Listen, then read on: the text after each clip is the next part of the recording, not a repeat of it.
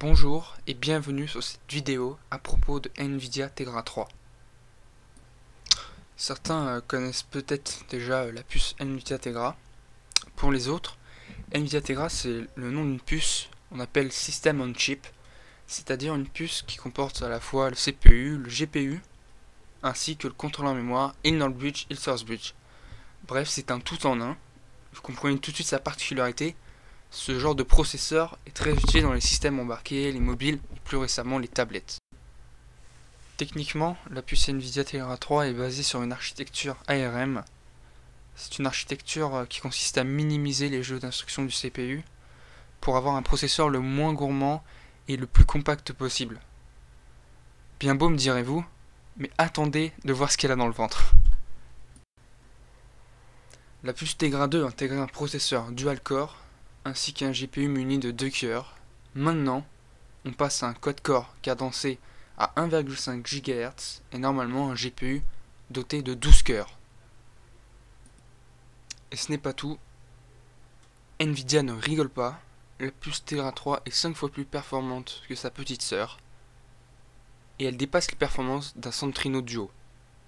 Au rendez-vous également du décodage vidéo 1080p, de l'anti-crénelage, une résolution maximale de 1920 par 1200 pixels. Passons aux choses un peu plus drôles maintenant.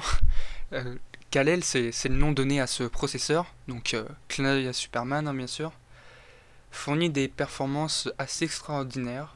Je vais vous laisser apprécier une vidéo réalisée par Nvidia démontrant les capacités de cette puce. Very low frame rates. That's your experience on a dual core. Now let's go back to 4 cores. Smooth as butter. The exciting thing is that this is pre-production silicon. The production chip will be 25 to 30% faster than this.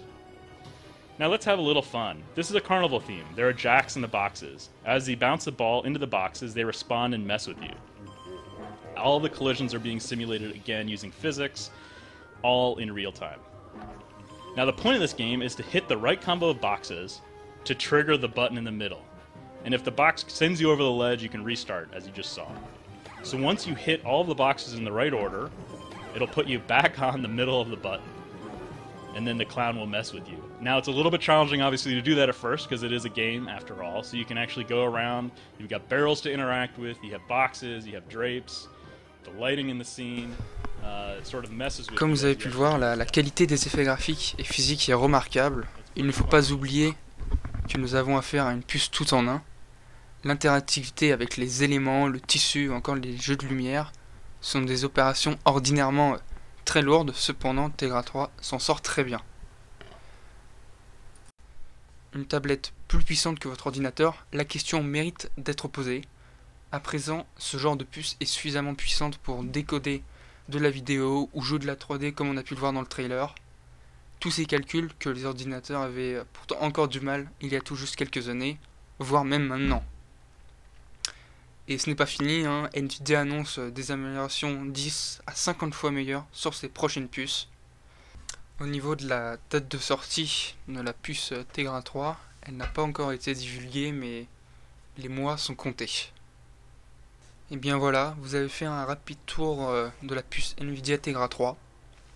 Je clôt ce premier article en espérant vous avoir renseigné sur cette technologie. A bientôt pour un prochain article.